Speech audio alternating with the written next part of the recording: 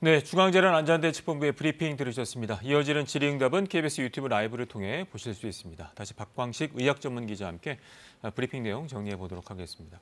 자, 방역당국이 이제 전반적인 상황에 대한 평가가 있었습니다. 급격한 전파는 막았지만 산발적인 감염이 이어지고 있다는 얘기를 했는데요. 지금 조금 전에 들어온 소식을 보면은 세브란스 병원에서 4명이 추가가 돼서 총 현재까지 23명이 확진이 됐네요. 네, 맞습니다. 네. 지금 서울에서 지금 신규 확진자가 63명이 발생했습니다. 특히 신촌 세브란스 병원에서 재활병동 등 확진자가 이제 23명이 됐습니다. 오늘 네. 4명이 추가가 된 건데요. 지금 4명 확진자에 보면 환경미화원이나 아니면 또 보호자 이런 분들이 추가로 지금 확진된 것으로 소식이 좀 전해지고 있습니다. 더 네. 구체적인 얘기는 조금 더 나와봐야 될 것 같고요. 네. 지금 현재 세브란스 병원이 좀 큰 병원이기 때문에 그렇죠. 계속 확진자가 나오고 있는 상황입니다. 네, 알겠습니다. 자, 그리고 오늘 사망자가 4분이 더 나오셨습니다. 최근의 상황들을 보면은 이제 사망자가 좀 늘고 있다는 게 우려스러운 점인 것 같아요. 네, 아마 지금 인명 피해 관점에서 네. 제일 이 부분이 우려스러운 부분인데요. 지금 최근 2주간 30명 넘게 코로나19로 돌아가셨습니다. 대부분 이 70대 이상 어르신이고요. 현재 네. 170명이 넘는 중증 환자가 대다수가 지금 고령층이라는 점도 지금 걱정스러운 부분입니다. 방역 당국이 현재 지금 계속 강조하는 게요. 네. 이 어르신 건강을 지키기 위해서라도 이 고향 방문이나 이동을 최대한 자제해 줄 것을 지금 강조하고 있는 상황입니다.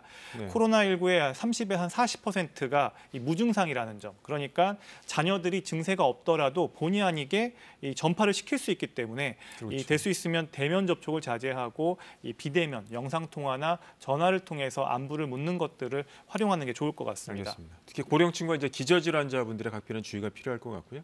지금 방역 당국의 고민도 깊어지고 있는데 지금 이제 100명대가 9일째 계속이 되고 있는데 두 자리로 떨어지지 않고 있잖아요. 이 확진자가 줄지 않고 있는 이유는 어떻게 봐야 될까요? 네, 일단 여러 가지 분석이 가능합니다. 지난 2월, 3월 대구 신천지 유행을 떠올려 보면요. 당시엔 정부가 행정명령이나 이렇게 거리두기를 체계적으로 하지도 않았습니다. 네. 하지만 그럼에도 불구하고 유행을 잘 잡았는데요. 그때는 이런 조치를 취하지 않았음에도 불구하고 굉장히 코로나19에 대한 경각심이 높은 상황인데다가 지금 우리가 하고 있는 2.5단계보다도 훨씬 더 강하게 거리두기를 했다는 어떤 방증일 수가 있습니다. 또 그때는 전국적인 유행 상황이 아니라 대구 네. 경북 지역에 한정해서 발생했던 것도 지금 다르고요. 지금 현재는 수도권을 중심으로 전국적으로 산발적인 집단 감염의 숫자가 크게 늘고 있는데요.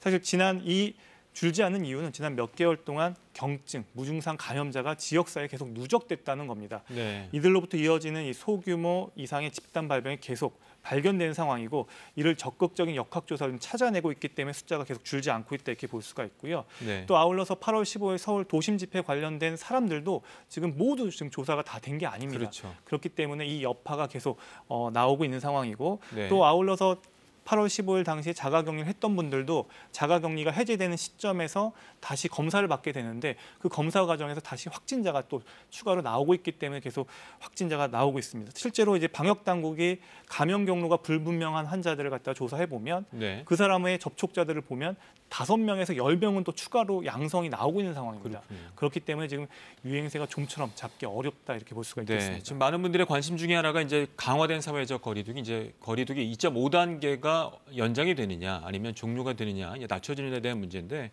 관련해서도 오늘 그 정세균 총리가 모두 발언해서 하루 이틀 상황 좀 더 보겠다라는 언급을 했는데 고심이 깊을 것 같아요. 네, 그렇습니다. 인내심을 가지고 이번 주말까지 좀 더 힘내주시기를 요청한 상황입니다.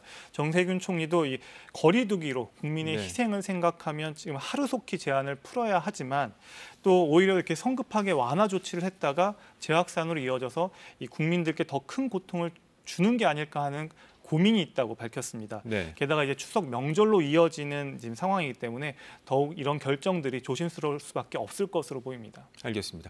자, 그리고 개인정보 강화 방안 관련해서 개인정보보호위원회가 전반적인 사안들을 다 점검을 한 것 같더군요. 봤더니 특히 이제 다중이용시설의 수기명부 적는 것 같은 경우는 이제는 이름을 빼고 전화번호만 기록하게 된다면서요?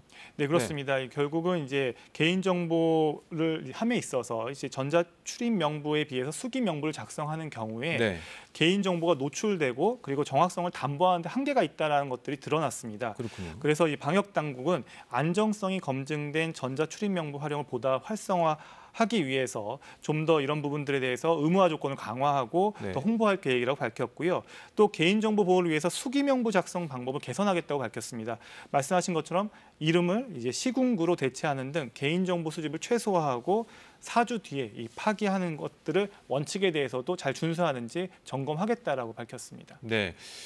자, 관련해서 지난번에 그 이태원에서 유행이 됐을 때 휴대전화 기지국 접속자들을 확인을 했었는데 이거는 파기가 됐다고 확인을 했네요. 네, 그렇습니다. 이제 그 개인 정보가 수집이 되고 역학조사가 끝난 뒤에 실제로 4주 뒤에 그런 것들이 제대로 파기가 됐는지 아니면 그런 개인 정보가 남아서 또 다른 데로 돌아다니면 결국은 그렇죠. 피해를 제2차, 3차 피해를 줄 수가 있기 때문에 그런 부분들에 대해서 점검을 했고요. 실제로 이태원 클럽 당시에 있었던 역학조사 결과들에 대해서는 다 제대로 파기가 됐다라고 확인을 했습니다. 네. 그리고 이 서울 도심 집회 관련된 기지국을 접속해서 했던 정보들도 역학조사가 끝나는 끝나면. 대로 이런 것들이 제대로 잘 정리가 됐는지 파기가 됐는지에 대해서도 확인하겠다라고 밝혔습니다. 알겠습니다. 아무튼 수도권에서는 13일까지 각별히 좀 주의를 해야 될 것 같습니다. 자, 오늘 말씀 잘 들었습니다.